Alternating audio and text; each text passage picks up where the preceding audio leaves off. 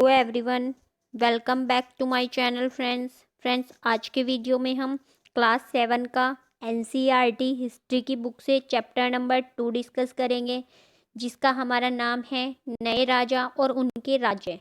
इससे पहले मैं बताना चाहती हूँ आपको कि मैंने फर्स्ट वीडियो में आपसे एक क्वेश्चन पूछा था कि जो हमारी जियाउद्दीन बर्नी की पुस्तक है उसका क्या नाम था।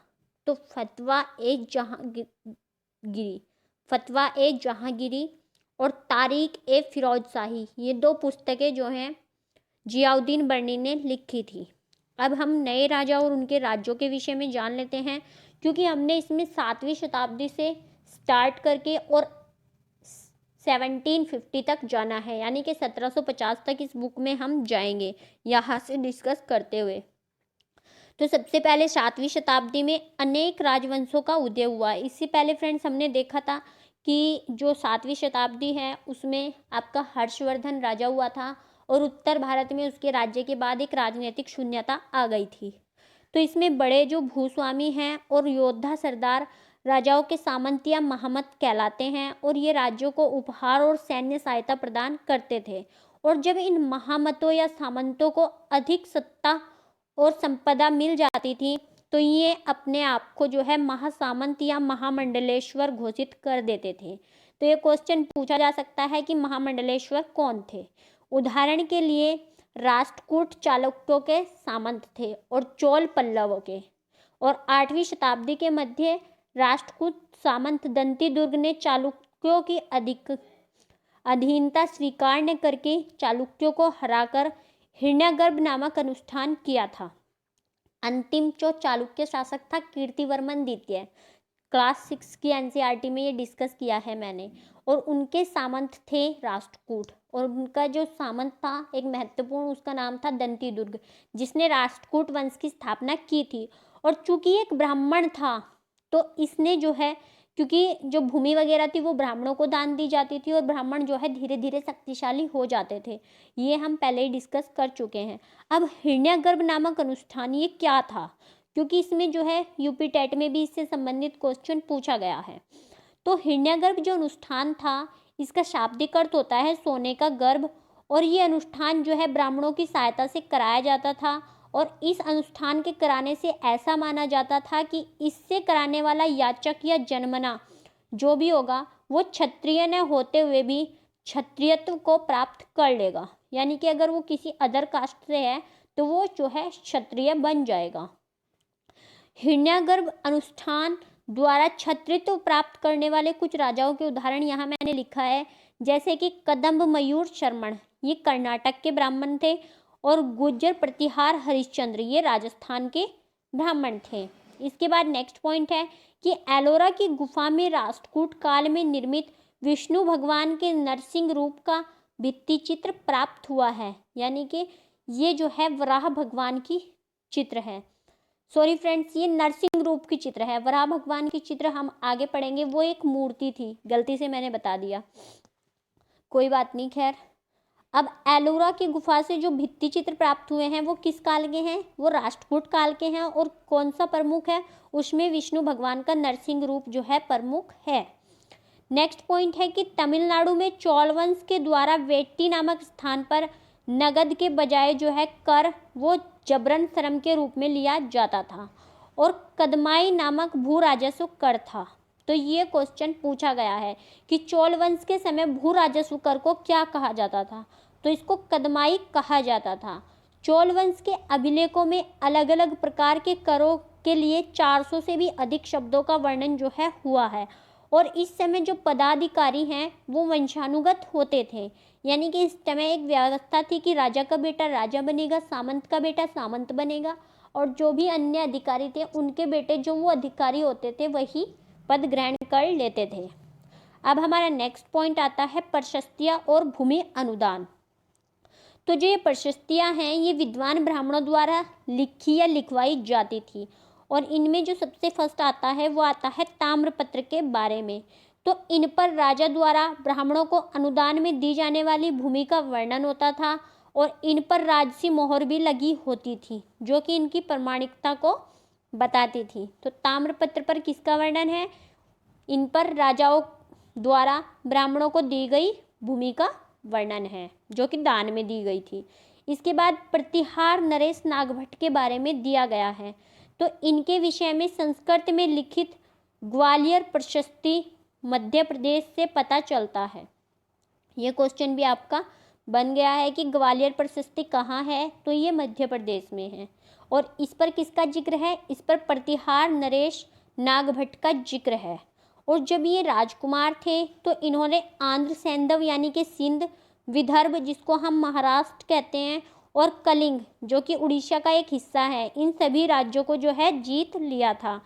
कन्नौज के शासक इन्होंने, जो कन्नौज के शासक थे चक्रयुद्ध, उनको भी जीत लिया था। इन्होंने बंगाल का हिस्सा, अनर्थ जो कि गुजरात का हिस्सा था, मालवा जो कि वर्तमान मध्य प्रदेश का हिस्सा है, किरात जो कि वनवासी थे, और तरुस्क जो कि तुर्क थे, वत्स और मत्स्य जो कि उत्तर भारत के राज्य थे, इनको भी जीत लिया था। यानी कि जो आपके गुज्जर प्रतिहार सम्राट थे नागभट्ट, इन्होंने बहुत सारे राज्यों को जो है जीत लिया था। नेक्स्ट पॉइंट आता है 12वीं शताब्दी में कलहण ने राजतरंगिणी नामक एक वृद्ध संस्कृत काव्य लिखा, जिसमें कि कश्मीर पर राज्य करने वाले शासकों का वर्णन है।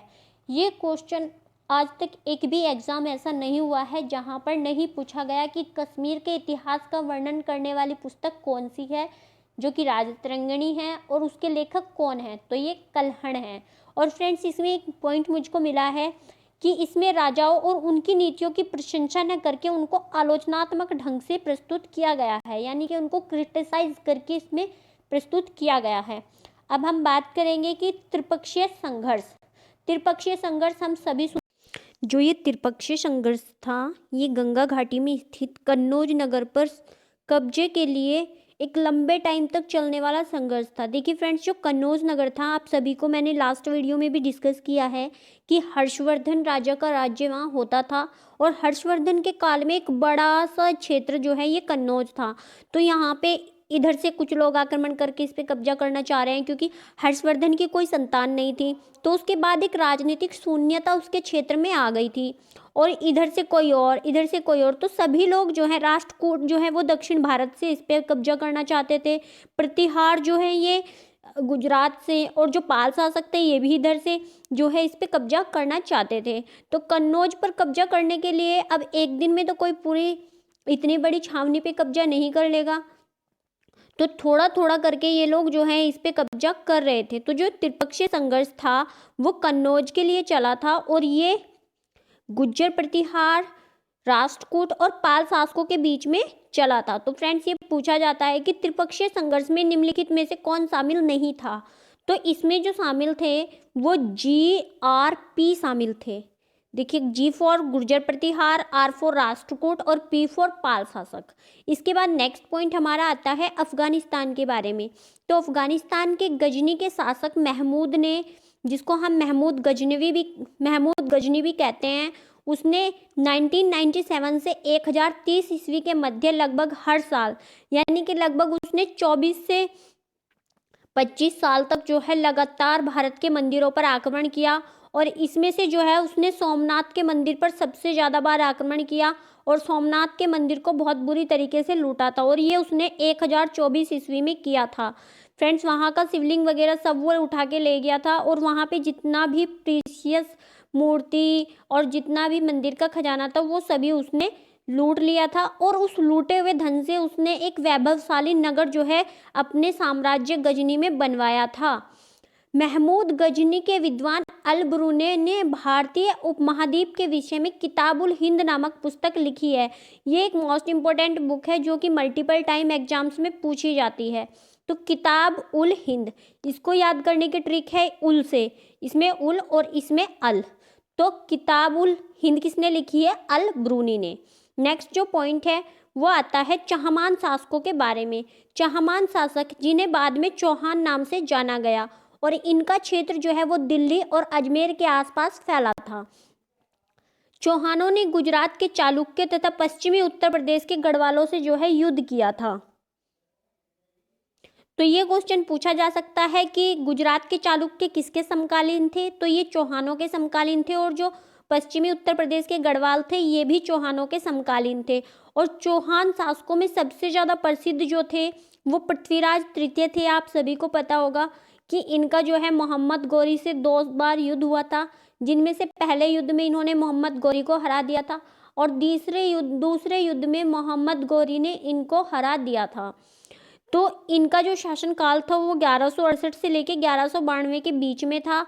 और 1191 में जो पहला युद्ध इन्होंने मोहम्मद गौरी से लड़ा था उसको हम त्राइन का प्रथम युद्ध कहते हैं, और दूसरा युद्ध त्राइन का द्वितीय युद्ध था, जो कि 1192 में फिर से इन्हीं के बीच में लड़ा गया था। फ्रेंड्स, एक और युद्ध त्राइन के युद्ध के नाम से प्रसिद्ध है, जिसको हम त्राइन का तृतीय युद्ध कहते हैं, और जो कि 1215 में हुआ था। तो ये आपने याद रखना है कि त्राइन के आज तक 3 युद्ध हुए हैं जो हिस्ट्री में है हमारी।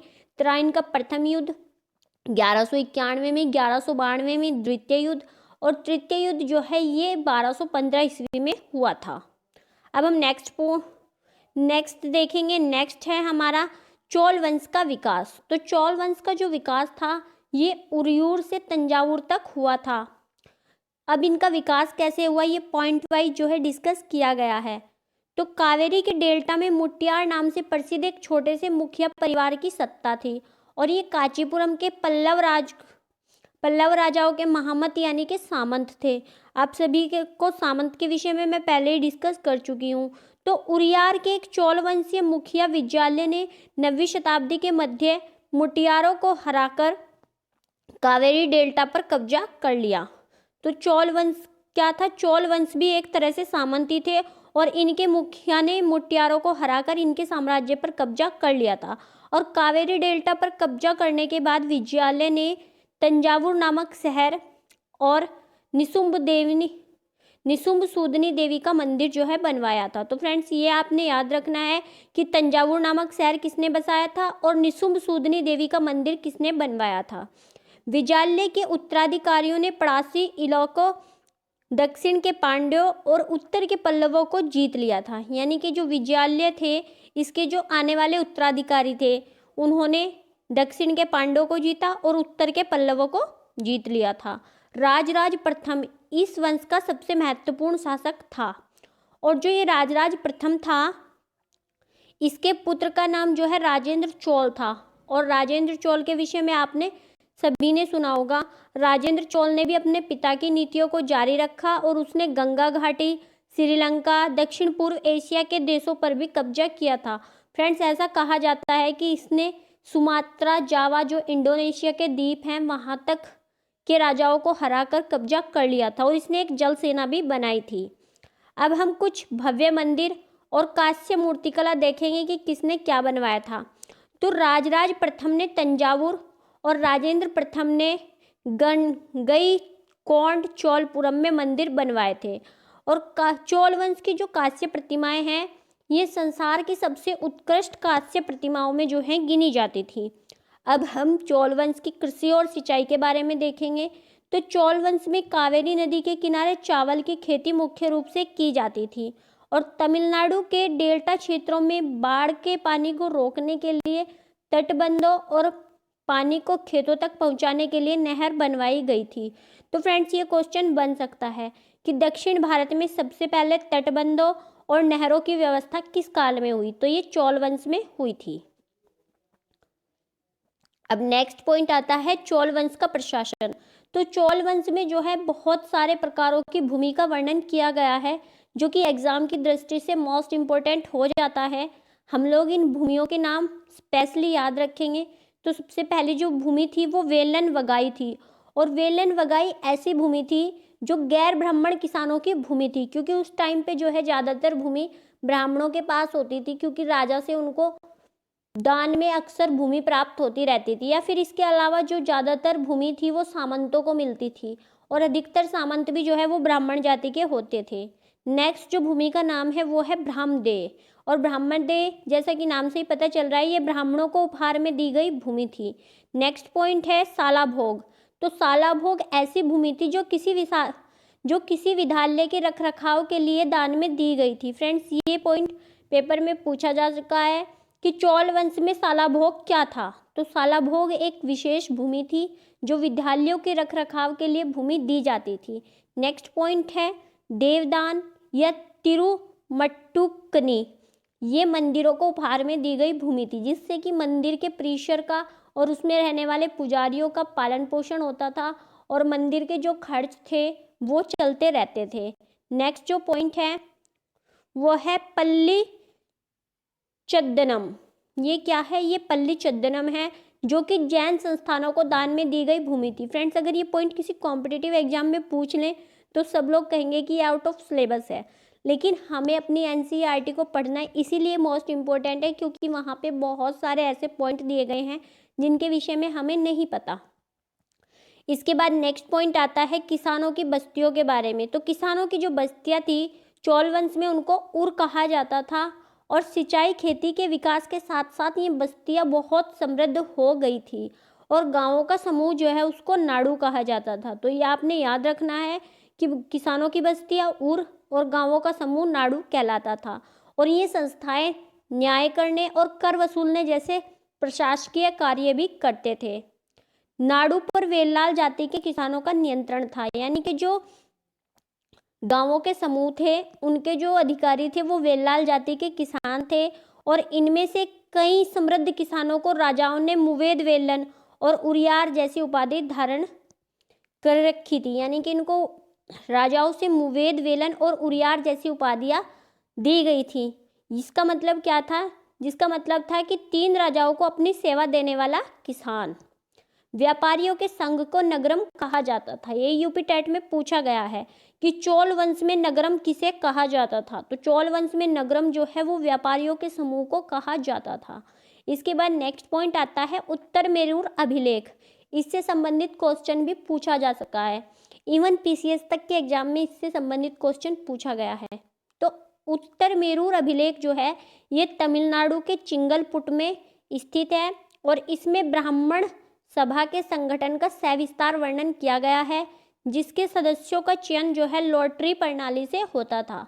तो क्वेश्चन ये बन सकता है कि उत्तर भारत में लॉटरी प्रणाली से सभा के सदस्यों का चयन की प्रक्रिया किस अभिलेख पर प्राप्त हुई है? तो ये उत्तर मेरूर अभिलेख पर प्राप्त हुई है। और इस सभा के जो सदस्य बनने की योग्यताएं थी वो कुछ इस प्रकार थी कि सदस्य ऐसी भूमि का स्वामी हो जिस पर भू राजस्व वसूला जाता हो, यानी कि वो टैक्स पेयर हो, उसकी उम्र 35 से 70 साल हो और उसे वेदों का ज्ञान हो, वो ईमानदार और प्रशासनिक मामलों की अच्छी जानकारी रखता हो, जो पिछले 3 सालों से किसी न किसी समिति का सदस्य रहा हो और अन्य समिति का सदस्य वो नहीं बन पाएगा, यानी कि कोई एक कमेटी का मेंबर अगर है तो उसको दूसरी कमेटी का मेंबर नहीं बनाया जाएगा। जिसने अपने संबंधियों के खाते जमा न कराए हो वो भी चुनाव जो है इसके लिए नहीं लड़ सकता था।